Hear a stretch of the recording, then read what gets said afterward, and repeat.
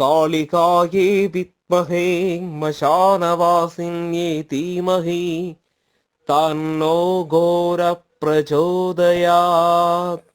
வணக்கம் ஆன்மீக நண்பர்களே. மலையாள மாந்திரிக முறையில் இன்றைக்கி நாம் என்ன பார்க்க போகிறோம்னா, நமக்கு செய்வனை இருக்கா, ஏன்னா செய்வனையோட பாதிப்புகள் நமக்கு இருக்காங்கிறத எதை வச்சு நம்ம கண்டுபிடிக்கலாங்கிறது. இதை நிறைய பேர் கமெண்ட் பாக்ஸில் கேட்டிருக்காங்க, இல்லைன்னா ஃபோன் பண்ணியும் கேட்டிருக்காங்க. இதுக்கு ஒரு வீடியோ போடுங்க ஐயான்னு சொல்லியிருக்காங்க. அப்போ அதுக்கு வேண்டி தான் இந்த வீடியோ போடுறோம். அப்போ அந்த வீடியோ பார்க்குறதுக்கு முன்னாடி இந்த சேனலை சப்ஸ்கிரைப் பண்ணாதவங்க தயவுசெய்து சப்ஸ்கிரைப் பண்ணுங்கள். உங்களுக்கு பிடிச்சிருந்தால் லைக் பண்ணுங்கள். பின்ன இந்த மாதிரி வீடியோஸும் எல்லார்ட்டையும் எத்தி சேரணும் நம்ம சொல்கிறது. ஏன்னா செய்வினை இருக்குதா இல்லையாங்கிறத ஒரு ஆளுக்கு கண்டுபிடிக்க தக்கதான ஒரு வீடியோ அது. அப்போ எல்லாருக்குமே அது ஒன்று ஷேர் பண்ணுங்கள். இந்த நம்ம வீடியோ உங்களுக்கு சீக்கிரமாக வந்து சேர கீழே காண பெல் பட்டனையும் நீங்கள் ப்ரெஸ் பண்ணுங்கள். அதாவது இந்த செய்வனை பில்லி சூனியத்தை குறித்து இதையெல்லாம் வச்சு நான் நிறைய வீடியோ சொல்லியிருக்கேன். அதனால் இந்த அறிகுறிகள், அதாவது இந்த பிரச்சனைகள் நமக்கு இருந்தால் தெரிஞ்சுக்கலாம் நமக்கு செய்வனை பாதிப்புகள் நமக்கு இருக்குது. அப்போ அதுக்கு வேண்ட ரெமடிஸ் நம்ம செய்து அதை மாற்றிக்கிறது. அதுக்கான விதியும் நான் சொல்லியிருக்கேன். இனியும் புது புது விதிகள் நம்ம கிரந்தங்களில் இருக்கிற விதிகள் நம்ம சொல்கிறோம். அப்போ முதல்ல நமக்கு எப்படி எந்த மாதிரிയുള്ള பாதிப்புகள் செய்வனையால் வருதுங்கிறத நமக்கு பார்க்கலாம். அதுக்கு முன்னாடி நீங்கள் தெரிய வேண்டிய ஒரு விஷயம் என்னன்னு கேட்டால், இந்த செய்வனேன்னு சொன்னாலே ஒரு ஆளுக நமக்கு செய்கிறது தான். அதாவது நம்மளோட வளர்ச்சியை தாங்க முடியாதவங்க, இல்லைன்னா நம்மளோட பழிகாரங்க, நம்மளோட எதிரிகள், நம்மளை தோக்கடிக்கணும், இல்லைன்னா வாழ்க்கையில் நம்ம கெட்டு போகணுங்கிறதுக்கு வேண்டி செய்கிறது தான். அப்போது அந்த சிந்தனை வர்றதே தவறு. அது அல்பத்தரமான சிந்தனை தான். ஏன்னா நம்ம நல்லாகணும்னு நம்ம ஆசைப்படணும், அதுக்கு வேண்டி ஒருபாடு கஷ்டப்படணும். ஆனால் அடுத்தவனை கெடுக்கிறதுக்கு வேண்டி நம்ம ட்ரை பண்ணுறது தவறு. இப்போ நமக்கு விஷயத்துக்கு போகலாம். இந்த செய்வனை இருந்தால் எப்படி, இந்த செய்வனைனா செய்வனை, ஏவல், பில்லி, சூன்யம் இதெல்லாமே நமக்கு கணக்கு பண்ணி தான் நம்ம சொல்கிறது. இந்த செய்வனை பாதிக்கிற ஆளுகளுக்கு முதல்ல எந்த காரியம் நல்லபடியாக நடந்துகிட்டு இருந்தாலும் சரி, இந்த செய்வனை வச்சுட்டாங்க, இல்லைன்னா நல்ல ஒரு திருஷ்டி தோஷமாக தான் கூட இது வரலாம். நல்லா போயிட்டுருக்கிற காரியங்கள் அங்கே தடையாகும். எந்த காரியத்துக்கு போனாலும் அங்கே தடை தான். பணம் விஷயமாகட்டும், யாராவது காசு கொடுக்கறதுக்கு இருந்தாலும் தடையாக இருக்கும். அதே மாதிரி நம்ம கொடுக்கறதுக்கு இருந்தாலும் தடையாக இருக்கும், நமக்கு கொடுக்கறதுக்கு இருந்தாலும் தடையாக இருக்கும். செய்கிற வேலையிலேயே இருந்ததுனாலும் தடை வருது. அந்த வேலையை விட்டுட்டு போக வேண்டிய சூழ்நிலை வருது. கடை கண்ணி வச்சுருக்கிறவங்களுக்கு வியாபாரம் ஆகாதது, பிஸ்னஸ்ஸு டல்லாகிறது. இதெல்லாம் இந்த செய்வன பிரச்சனையால் வரலாம். முதல்ல காரிய தடைங்கிறது தான் முதல்ல வருது. அதுக்கு பிறகு என்னன்னு கேட்டால், உங்களுக்கு இந்த கைகால் ரொம்ப கடைச்சல் வருது, இந்த புடனி வலி, இந்த மண்டை பாகத்தில் பின்னாடி வலி வருது, ஷோல்டரில் வலி வருது, முட்டி நல்லா ஜாயிண்ட்டு நல்ல வலி வருது, நமக்கு பேசாமல் படுத்தாலோ அந்த மாதிரி உள்ள எண்ணங்கள் நமக்கு சேரும். இது இந்த செய்வனையோட அறிகுறி தான். அதுவும் நம்ம பார்த்துக்கணும். அது மாதிரி பின்ன எப்படின்னு கேட்டால், இந்த 6 மணி டைம் இருக்கு இல்லையா, அதாவது இருட்டு வர டைம், அதாவது பகல் போய் இருட்டு வர சமயத்தில் நமக்கு ரொம்ப டயர்டு வருது. அதே மாதிரி வாந்தி எடுக்க தோன்ற மாதிரி உள்ள ஃபீலிங் வருது. ஒரு பயம் உருவாக்குறது. அந்த 6 மணி டைம் ஆச்சுன்னா ரொம்ப பயம், ஏதாவது நடக்குமோ, தப்பாக நடந்துருமோ, அப்படி உள்ள பயம் எல்லாம் உருவாக்குறது இந்த செய்வனையால் வரும் நமக்கு. அப்போ அந்த மாதிரி உள்ள காரியங்களும் நம்ம கவனம். அந்த மாதிரி சிந்தனை வந்தாலும் நமக்கு நெகட்டிவ் எனர்ஜி இருக்குது, செய்வனை இருக்குது, ஒரு சில திருஷ்டி தோஷங்கள் இருக்குங்கிறது புரிஞ்சுக்கணும் நாம். அதுபோல் நமக்கு இந்த செய்வன தோஷம், நெகட்டிவ் எனர்ஜி நம்மளை சுற்றும் இருக்குது, நம்ம வீட்டில் இருக்குன்னா நமக்கு இந்த கோயில் காரியங்களுக்கு போக முடியாது. ஏதாவது கோயிலுக்கு போகலான்னு நினைப்போம், அங்கே தடை வரும். கோயில் காரியங்களுக்கு போக முடியாது. தெய்வீகமான காரியங்களில் தடைப்படும். நம்ம வீட்டில் கூட ஒரு வழிபாடு பண்ண முடியாது, குலதெய்வ கோயிலுக்கு போக முடியாது. அப்படி எல்லாம் பிரச்சனைகள் வரும். சில பேர் நம்ம ஜாதக வசா பார்க்கும்போது சிலவங்க சொல்லுவாங்க, உங்கள் குலதெய்வம் கெட்டில் இருக்குது, இல்லைன்னா தேவதை மௌட்டியத்தில் இருக்குது, அப்படியெல்லாம் சொல்லுவாங்க. அதுவும் இந்த செய்வனையோட, இல்லைன்னா இந்த திருஷ்டி தோஷம் அந்த மாதிரி உள்ள காரியங்களோட அறிகுறி தான். அதுவும் நம்ம கவனமாக இருக்கணும்.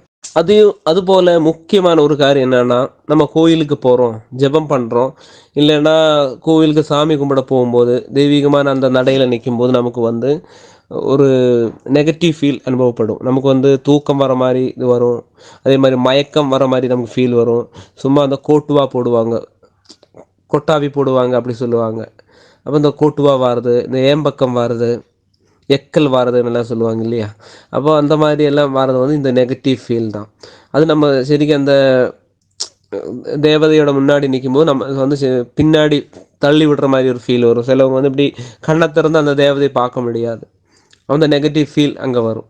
அந்த அந்த கொட்டாவி வர்றது, அதே மாதிரி பின்னாடி தள்ளி விடுற மாதிரி ஒரு ஃபீல், இது எல்லாமே கெட்ட சக்தி தான். அது செய்வனையால் தான் இந்த பிரச்சனை வருது. அப்போ அது அந்த மாதிரி பிரச்சனை இருந்தாலும் கண்டிப்பாக நம்ம பார்த்து அதை மாற்ற வேண்டிய காரியங்கள் நம்ம பார்க்கணும். அதுபோல் முக்கியமாக இருக்கிறது என்னென்னா, எந்த டாக்டர்கிட்ட போனாலும் ஒரு நோயும் இல்லைம்பாங்க. ஆனால் திடீர்னு ஏதாவது நோய் வர்றது, மயங்கி விடுகிறது, ஏதாவது நோய் இருக்குமாங்கிற பயத்திலேயே நம்மளை சாவடிக்கிறது.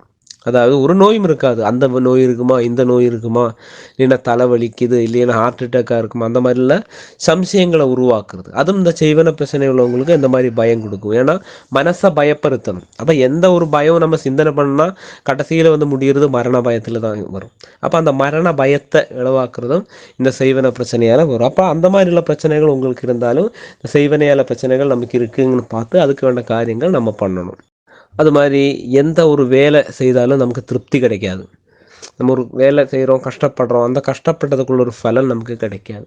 அதுவும் இந்த செய்வனையால் வர்றது தான். இந்த தொழிலாகட்டும், இல்லைன்னா நீங்கள் செய்கிற எந்த ஒரு காரியமாகட்டும், நீங்கள் என்ன செய்தாலும் அதுக்கான ஒரு ரிசல்ட் உங்களுக்கு கிடைக்காது.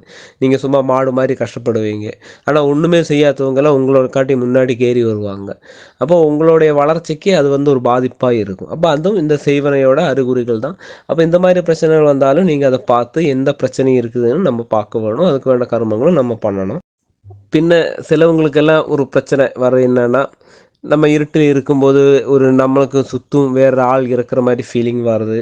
அதே மாதிரி வீட்டில் தப்பான சக்திகள் நடமாடுறது தெரியும்னு சொல்லுவாங்க. அப்போ அது உங்களுக்கு சிலவங்களுக்கு அந்த மனசில் அது புரியும். சிலவங்களுக்கு சில தப்பான சக்திகள் வர்றது தெய்வீகமான ஒரு அருள் உள்ளவங்களுக்கு அந்த தப்பான சக்தியே தெரியும். கெட்ட கெட்ட கனவுகள் வரும். அந்த மாதிரி உள்ள காரியங்கள் எல்லாம் நமக்கு அது காணும். அப்போது இந்த செய்வனை இருக்குதா இல்லையாங்கிறது அந்த கனவுலேயும் அந்த துர்சக்திகளோட நடமாட்டத்துலேயும் நமக்கு கண்டுபிடிக்க முடியும். அதை எப்படி கண்டுபிடிக்க முடியுதுன்னா, நம்ம குலதெய்வம் நமக்கு சப்போர்ட் பண்ணுறது தான். நம்ம தேவதை நமக்கு காணிச்சு தருது. இந்த அறிகுறிகள் இருக்குது, அதை சரியாக்கணும்னு தான் காணிச்சு தருது. ஏன்னா நம்ம கோயிலுக்கு நிறைய இந்த செய்வனை ஏவல் பிரச்சனைகள் ஒருபாடு வருது. வெள்ளிக்கிழமை குருதி நடக்கும்போது ஒருபாடு பேய் பிசாசுகள் எல்லாம் ஆவாகனம் பண்ணி எடுத்து கொடுக்குறோம் நம்ம அவங்க கையிலேயே. அப்போ அந்த தேவதையை இல்லைன்னா அந்த தேவதைன்னு அந்த பிரேத சங்கல்பத்தை சாயுஜம் பண்ணி சூரிய மண்டலத்துக்கு அயக்கிறது, அது மாதிரி கொஞ்சம் விதிகள் இருக்குது. அப்படி விதி பண்ணாமல் பண்ணும்போது அந்த பேய் பிடிச்சிட்டு அப்போ மாறும். ஏதாவது சாமியார் தகுடு கட்டி கொடுத்தாரு, இல்லைன்னா கயிறு மந்திரிச்சு கொடுத்தாரு, மாறும். ஆனால் கொஞ்ச நேரம் கழியும் போது மறுபடியும் அது வந்துருச்சு 21 நாள் கழிஞ்சு. அப்போ அதுக்கு அந்த விதியால் எடுத்து களையணும். அது இப்போது ஏவல் பில்லி சூனியம் எப்படியா இருந்தாலும் சூனியம் வைக்கிறதுனா ஒரு குடும்பத்தை சூன்யமாக்குறது, ஒன்றும் இல்லாமாக்குறது. ஏவலுங்கும் போது துஷ்ட சக்தியை ஏவி விடுறது. இப்போ இந்த மாதிரி உள்ள காரியங்கள் எல்லாம் வரும்போது நம்ம பார்த்து அதுக்கு சரியான பூஜை முறைகள் செய்யணும். எந்த தேவதையை வச்சு செய்யணும், வீரபத்ரனா, காலபைரவனா, இல்லை காளியா, இல்லை சுதர்சன ஹோமா, அது எந்த சக்தி எப்படி இருக்குது. சிலப்போ மை போட்டுட்டுள்ள பிரச்சனையெல்லாம் இருக்கும் இடையில. அப்போது வந்து அகோர சிவன் அகோர மந்திரம் எல்லாம் வச்சு களம்பரிச்சு பண்ணால் அது மாறும். அப்போ அந்த விதிகள் பார்த்து நல்லபடியாக செய்யணும். இந்த செய்வனை வந்தாலே முதல்ல என்னன்னா நமக்கு இது ஒன்றும் செய்யறதுக்கு தடையாக இருக்கும்.